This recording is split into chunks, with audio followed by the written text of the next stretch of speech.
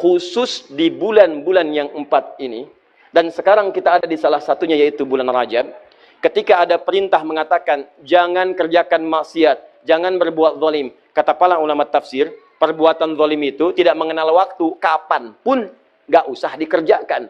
Tapi ketika ada penekanan tertentu di bulan atau di waktu tertentu, ini menunjukkan bahwa maaf, keutamaan di bulan itu bukan sekedar penting meninggalkan yang diharamkan saja, tapi pahalanya bisa 2 kali lipat dari sebelumnya. Jadi kalau ada orang berusaha meninggalkan maksiat di bulan Rajab, di bulan-bulan yang 4 tadi, sekarang kita Rajab di dalamnya, di bulan ini, itu kata para ulama, ya ada nanti Imam Al-Qurtubi, ada beberapa syekh yang lainnya mengatakan, ketika Allah menekankan meninggalkan maksiat di bulan tertentu, itu menunjukkan perbuatan itu melahirkan pahala berganda dari waktu-waktu sebelumnya. Jadi bulan Rajab ini, kalau Anda bisa mengevaluasi diri, meninggalkan semua maksiat yang pernah dikerjakan dari ujung kepala sampai ujung kaki, maka diberikan pahala 2 kali lipat setidaknya dari hari-hari sebelumnya.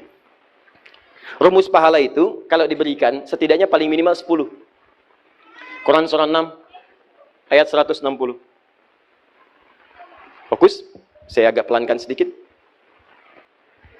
Saya nggak minta dihapus yang itu. Baik.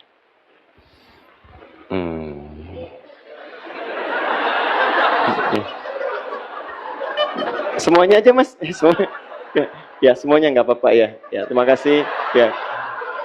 Ya. Terus dorong papan tulisnya, dorong masukin ke dalam. Masya Allah. Ya. Terima kasih ya. Ya semangat itu penting, tapi terlampau kreatif juga masalah ya.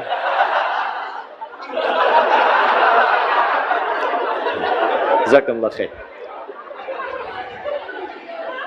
Quran surah ke-6 ayat 160. Ya. Fala tazlimu. Kalau nggak salah tadi begini. Itu maksiat, dosa. Maksiat, dosa. Ini taat. Melahirkan pahala. Berselisih, mencela, gosip, dan seterusnya. Saya tambahkan satu, menghapus apa yang tidak boleh dihapus.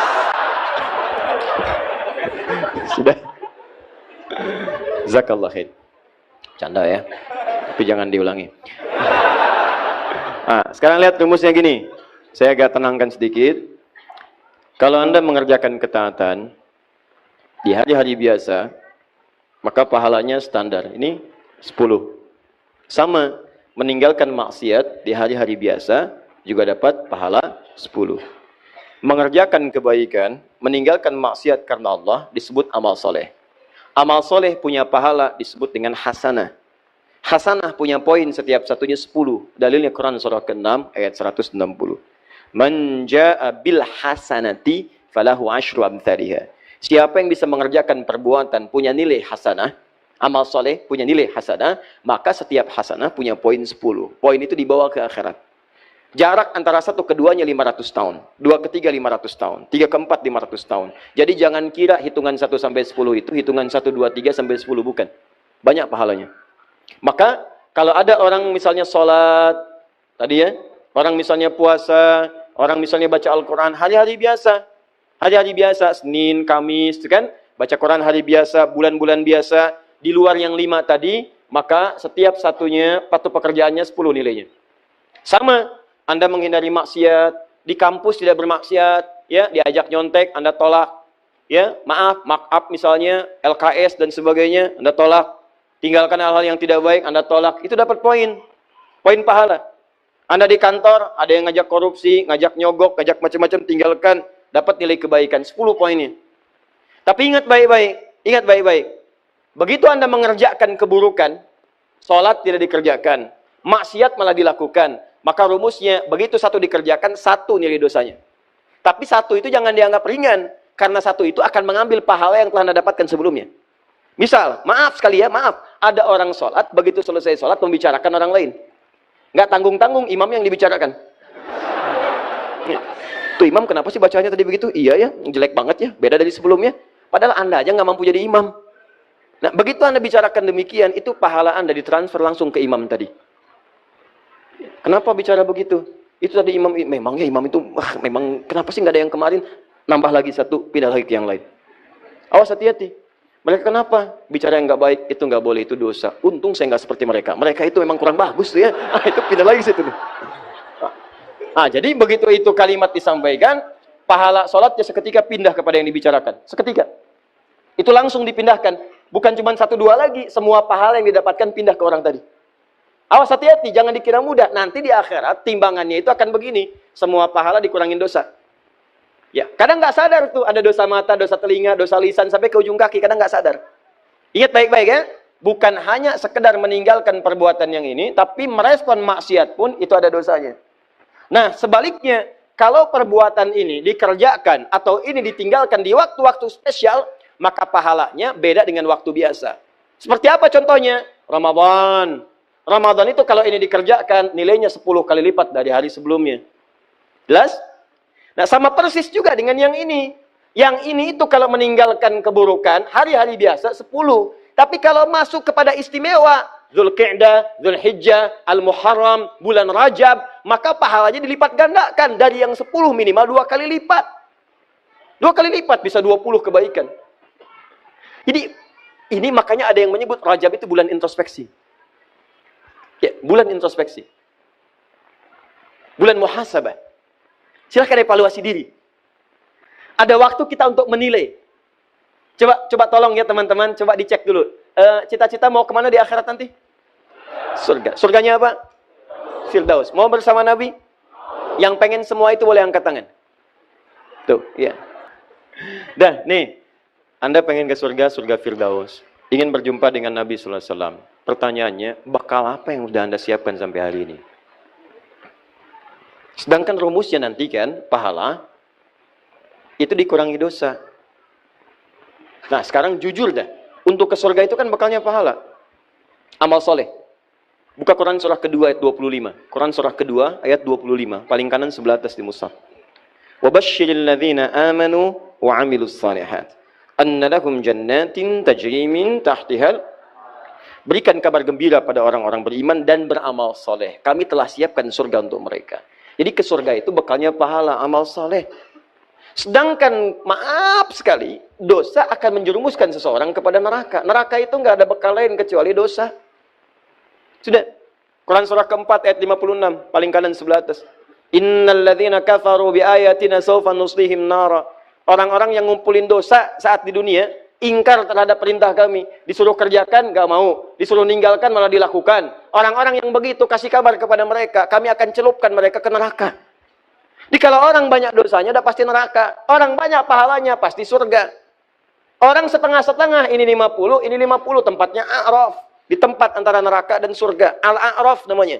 Makanya turun surah ke-7, Al-A'raf. Rahasianya di ayat ke-45 sampai 46. Dia nunggu di situ sampai selesai hisab. Baru setelah selesai hisab, dimasukin ke surga. Hisab itu kalau berlangsung sehari saja, nunggunya sampai 1000 tahun. Itu tuh. Sedangkan Anda nggak ada yang nggak ngacung tadi. Semuanya pengen ke surga. Bekalnya Firdaus. Kita sepakat ke surga itu bekalnya pahala. Awas, dosanya tipis. Kalau bisa nggak ada. Sekarang saya tanya pada Anda. Siapa yang dosanya tipis? Angkat tangan. Ayo. Ayo, saya pulang. Siapa yang nggak punya dosa? Angkat tangan. Ayo. Ayo. Siapa yang sedikit? Yang banyak? Yang banyak sekali. Tuh. Kan? Pengen ke surga, dosa banyak. Gimana? Ketawa lagi. Enggak, saya pengen merenung coba. Coba renungkan. Karena kita memilih atau tidak, pasti wafat. Pasti wafat. Dan itu pasti niscaya. Ada beberapa kejadian yang sangat luar biasa beberapa hari ini. Saya dapat telepon dari ibu, kita ngobrol. Ngasih tahu, nah kemarin ibu Fulana yang punya majlis ta'lim itu, Masya Allah katanya. Beliau punya anak kan, jadi begitu kemudian sedang mengaji, beliau di sampingnya sambil istirahat dengar anaknya ngaji. Ya, kemudian ketika mengaji itu kata beliau, Nggak dibaca panjang, nah bacanya pendek biasa aja. Begitu dibaca pendek, ngaji lagi, suara ibunya sudah nggak ada. Tiba-tiba dilihat sudah meninggal, senyum begini. Demi Allah, tidak ada suara nafas tersendat, tidak ada apapun, nggak ada sesak, nggak ada apa-apa. Tiba-tiba senyum meninggal. Dalam keadaan masih bisa membetulkan anaknya, dalam keadaan mengaji itu. Luar biasa. Dan banyak orang yang wafatnya mulia gitu. Pertanyaannya kan kita tidak tahu kapan kita pulang. Suatu saat kita pasti akan pulang. Pertanyaan saya, duhai teman-teman yang pengen ke surga, ketika pulang nanti, bekalnya siap belum?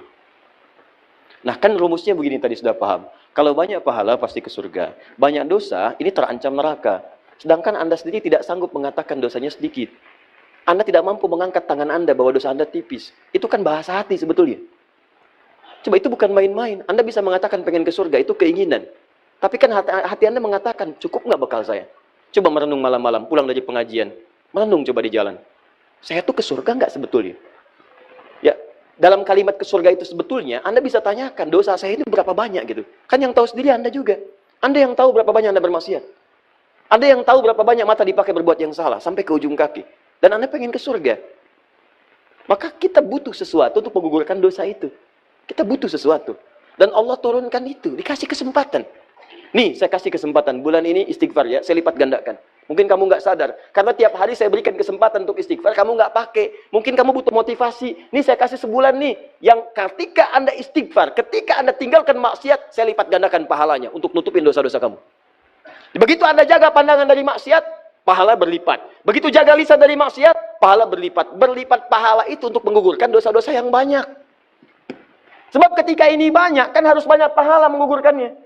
Makanya ada rumus sedekah jariyah. Jariyah itu yang berlipat, yang banyak, yang bisa menghilangkan dosa yang sudah berkumpul. Makanya kan Nabi ngasih rumus begini. Kalau Anda bisa punya modal sedikit, tapi keuntungan banyak dalam urusan akhirat, pakai. Anda punya uang 50.000. Anda pengen sedekah. Anda lihat orang butuh makanan, Anda kasih. Ya, dia pakai kemudian itu untuk beli makan. Makan. Energinya kumpul. Begitu energi kumpul, dia sholat, dia baca Quran. Anda dapat bagian dari pahala itu. Begitu energi habis, habislah kemudian pahala Anda di situ. Anda berikan 50.000 itu, kemudian maaf, belikan mushaf. Hadiahkan kepada penghafal Quran. Dia baca itu dari mushaf yang telah Anda berikan. Maka semua pahala setiap huruf yang mengalir bagi Anda. Dia jadi penghafal Quran, mushafnya masih ada. Dipakai yang lain, pahala lagi buat Anda. Yang tadi telah hafal Quran, dia mengajar lagi. Punya 10 murid, pahala dari 10 murid itu untuk Anda. Mushafnya sudah usang misalnya, dibakar sudah kemudian, habis seluruhnya, tapi muridnya masih ada, pahala untuk Anda. Modalnya 50.000 nggak berhenti. Tapi berapa dosa yang sudah dikumpulkan? Nah itu pahala tadi, nutupin dosa-dosa tadi. Tutup. Allah kasih waktu khusus. Kata Allah, nih saya hidupkan, kamu belum sampai ajalnya, saya kasih waktunya nih, untuk kamu tutupi semua maksiat itu, supaya pahalanya berlipat. Begitu pahala berlipat, dosa dihapuskan. Jadi kalau Allah sudah sampaikan Anda ke bulan Rajab, Anda belum evaluasi juga, Anda butuh berapa waktu lagi untuk bisa mengevaluasi diri? Kurang cinta apa sih Allah sama kita? Makanya ketika Nabi minta Umar mengatakan, "Hei Umar, siapa yang paling kamu cintai? Keluarga saya, bapak saya, ibu saya." Baru ditempatkan Allah dan Rasulnya. Ya, saya belum mendengar. Ulangi lagi. Sampai Umar mengatakan, tidak ada yang paling saya cintai kecuali Allah dan Rasulnya, baru keluarganya. Kata Nabi, ini yang dikatakan oleh Nabi sallallahu alaihi wasallam bima makna, teman-teman sekalian, la yatimmu ahadukum, atau dalam riwayat lain, tidak sempurna keimanan seseorang. Awas hati-hati, sampai dia mencintai, menjadikan Allah dan aku lebih daripada yang lainnya. Sampai dia lebih menjadikan Allah dan aku lebih daripada yang lainnya. Dicinta Allah itu lebih pada yang lain. Apa tandanya? Amal soleh. Begitu Anda sedang bekerja, Allahu Akbar, Allahu Akbar. Kalau Anda cinta Allah, betul. Tinggalkan apa yang Anda kerjakan. Kerjakan dulu perintah Allah. Kecuali pada aspek-aspek yang darurat sifatnya. Yang Allah perkenankan. Dokter sedang tindakan, sedang operasi. Baru dibuka perutnya, jantung kelihatan. Allahu Akbar, Allahu Akbar. Maaf ya, panggilan Allah sudah tiba. Wah, begitu balik lagi kacau gitu kan keadaan. Nah, itu boleh istisna namanya. Nah, saya pengen katakan, ada peluang di bulan Rajab ini untuk mengevaluasi diri. Pahalanya banyak, jangan berbuat zalim. Sebaliknya, ada orang dikasih kesempatan, tinggalkan maksiat, saya gandakan. Malah bermaksiat. Seakan-akan nantangin Allah. Saya kasih kesempatan ninggalin maksiat, saya gandakan pahalanya. Dia sengaja maksiat. Mata pakai maksiat lagi, telinga dengar maksiat, sampai ke ujung kakinya. Maka kata para ulama, orang seperti ini, ketika dia diberikan kesempatan untuk meninggalkan maksiat, malah dia kerjakan, maka dosanya berlipat dari hari sebelumnya. Jadi bulan ini, kalau Anda meninggalkan maksiat, pahalanya berlipat. Kalau Anda berbuat dosa, pahalanya berlipat. Maaf, dosanya berlipat. Kalau Anda berbuat taat, dengan meninggalkan maksiat, maka pahala berlipat. Kalau Anda sengaja mengerjakan maksiat di bulan-bulan ini, bulan Rajab, Anda kerjakan maksiat, maka dosanya pun berlipat dari sebelumnya. Cukup satu dosa, itu bisa menyebabkan Anda terhambat ke surga. Sekarang dosanya berlipat, Anda masih kerjakan juga, dan Anda pengen ke surga. Allahu Akbar.